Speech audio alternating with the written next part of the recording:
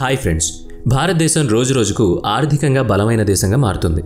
ప్రస్తుతం భారతదేశం world largest ఎకనామీలో 5th ప్లేస్లో ఉంది.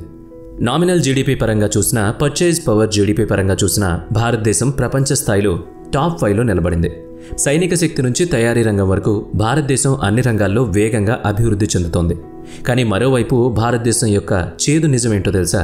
భారతదేశంలోని అనేక రాష్ట్రాలు నేడు చాలా పేదరికంలో ఉన్నాయి.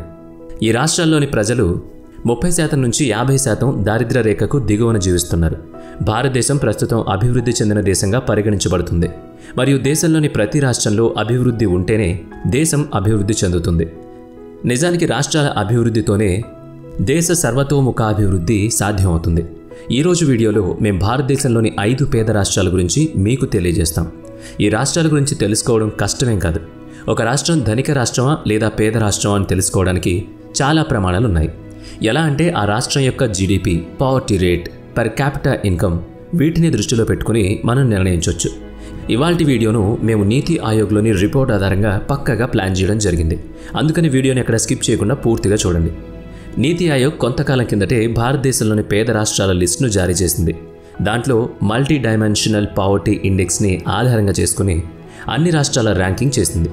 ఈ ర్యాంకింగ్ ముఖ్యంగా health, education, rate of living, పేదరికం వంటి 10 ప్రమాణాలను ఆధారంగా చేసుకుని ఇవ్వడం జరిగింది. ఇందులో మొదటి రాష్ట్రం మేఘాలయ. భారతదేశంలో అందమైన రాష్ట్రాల గురించి మాట్లాడుకున్నప్పుడు మేఘాలయ పేరు ఖచ్చితంగా ఉంటుంది. భారతదేశంలోనే కాదు, ప్రపంచంలోనే అత్యధిక వర్షపాతం మేఘాలయలోని కొన్ని ప్రాంతాల్లో పడుతూ ఉంటుంది. అంతేకాకుండా మేఘాలయలోని చిరపుంజి జిల్లా ప్రసిద్ధ టూరిస్ట్ ప్లేస్. ఆసియాలోనే అత్యంత పరిశుభ్రమైన నగరం మవ్లానోంగ్ రాష్ట్రంలోనే ఉంది. మేఘాలయను స్కాట్లాండ్ ఆఫ్ ఈస్ట్గా కూడా పిలుస్తారు. ఇన్ని అద్భుతమైన లక్షణాలు ఉన్నప్పటికీ మేఘాలయ ఇప్పటికీ పేదరికంలోనే ఉంది. నీతి ఆయోగ్ లెక్కల ప్రకారం మేఘాలయలో 32.54% ప్రజలు పావర్టీ లైన్ కింద జీవిస్తున్నారు. మేఘాలయ జనాభా సుమారుగా 32 లక్షల వరకు ఉంటుంది. ఎక్కువ వర్షపాతం నమోదవడం వల్ల మేఘాలయలో ఏ పని కూడా వేగంగా కాదు. కొన్ని జిల్లాలు ఏ విధంగా ఉంటాయంటే అక్కడ ప్రతిరోజు వర్షం కురుస్తుంది. ఈ కారణాల వల్ల ఇక్కడ ప్రజలు పనిచేసే సమయం చాలా తగ్గుతూ ఉంటుంది.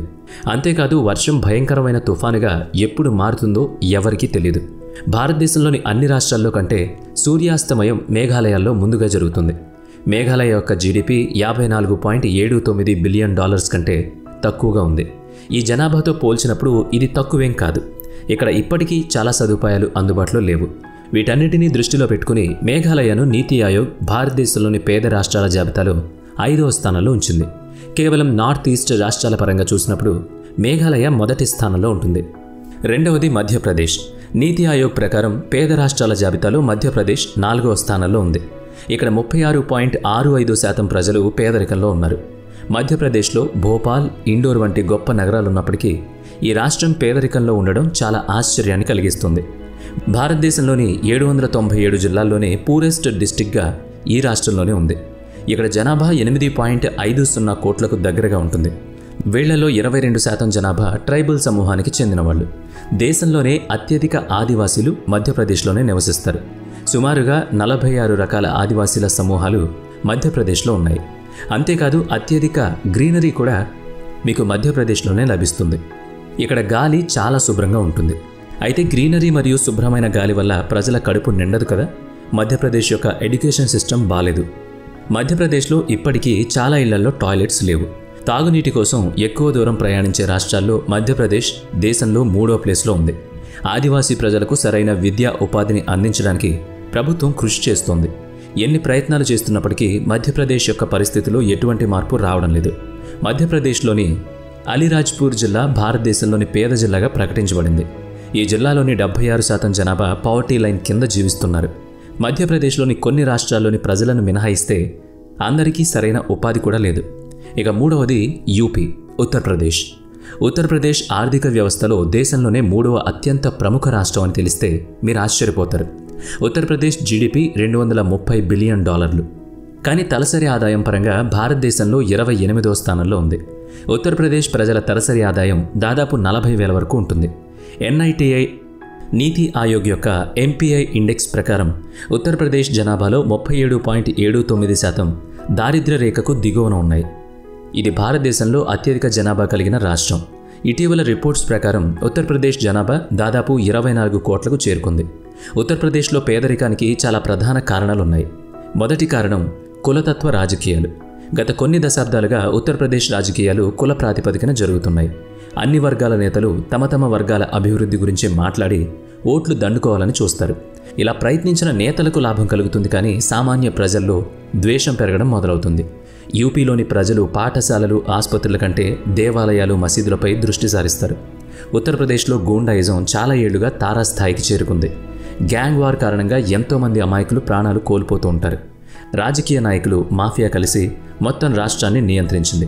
అయితే ఉత్తరప్రదేశ్ అభివృద్ధి చెందడం ప్రారంభించింది. ఉత్తరప్రదేశ్లో మౌలిక సదుపాయాలు మెరుగుపడుతున్నాయి. పాఠశాలలు మరియు ఆసుపత్రులు నిర్మిస్తున్నారు. రౌడీయిజం రాష్ట్రంలో దాదాపు ముగిసిందనే చెప్పాలి. త్వరలోనే ఉత్తరప్రదేశ్ నుదుటిపై ఉన్న పేదరికం గుర్తు శాశ్వతంగా పోతుందని ఆశిద్దాం. ఇక తర్వాత స్థానంలో జార్ఖండ్. ఏదైనా వస్తువు దృఢంగా ఉండాలంటే కోర్ లెవెల్లో నుంచే దృఢంగా ఉండడం చాలా ముఖ్యం. 2000వ సంవత్సరంలో బీహార్ నుంచి జార్ఖండ్ విడిపోయింది. మహారాష్ట్ర, కేరళ లాంటి రాష్ట్రాల నుంచి ఏదైనా రాష్ట్రం విడిపోయింటే బహుశా దాని పరిస్థితి మరోలా ఉండేదేమో. కానీ జార్ఖండ్ రాష్ట్రం బీహార్ నుంచి విడిపోయింది. అక్కడ ముందు నుంచే చాలా పేదరికం ఉంది. జార్ఖండ్ అనుకునుంటే 10 సంవత్సరాల్లోనే భారతదేశంలోని మొదటి 10 రాష్ట్రాల్లో తనను తాను చేర్చుకోవచ్చు. ఆసియాలోని మొదటి స్టీల్ ప్లాంట్ జార్ఖండ్లోని జంషెడ్పూర్ జిల్లాలో ఏర్పాటు చేయబడింది. జార్ఖండ్లోని పలు జిల్లాల్లో పారిశ్రామికీకరణ చాలా వేగంగా జరుగుతోంది. కానీ దాని ప్రయోజనాలు సామాన్య ప్రజలకు చేరడం లేదు. ప్రజలకు ఉపాధి లభిస్తోంది, కానీ వాళ్ళు చాలా తక్కువ జీతంతో పనిచేస్తున్నారు. రాష్ట్రంలోని ఖనిజాల ద్వారా వచ్చే డబ్బు అవినీతి రాజకీయ నాయకులు మరియు వాళ్ళ మద్దతుదారుల జేబులోకి వెళుతోంది.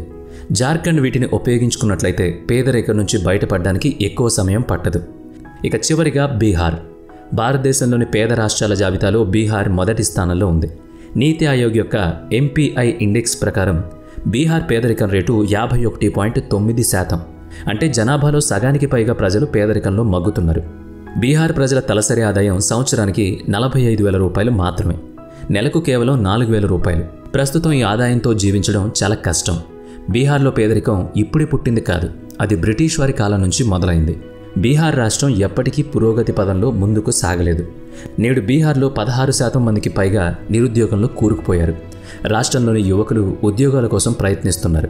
లక్షలాది మంది బీహార్ ప్రజలు తమ ఇంటి నుంచి దూరంగా ఢిల్లీ మరియు ముంబై వంటి నగరాల్లో ఉపాధి వెతుక్కుంటున్నారు.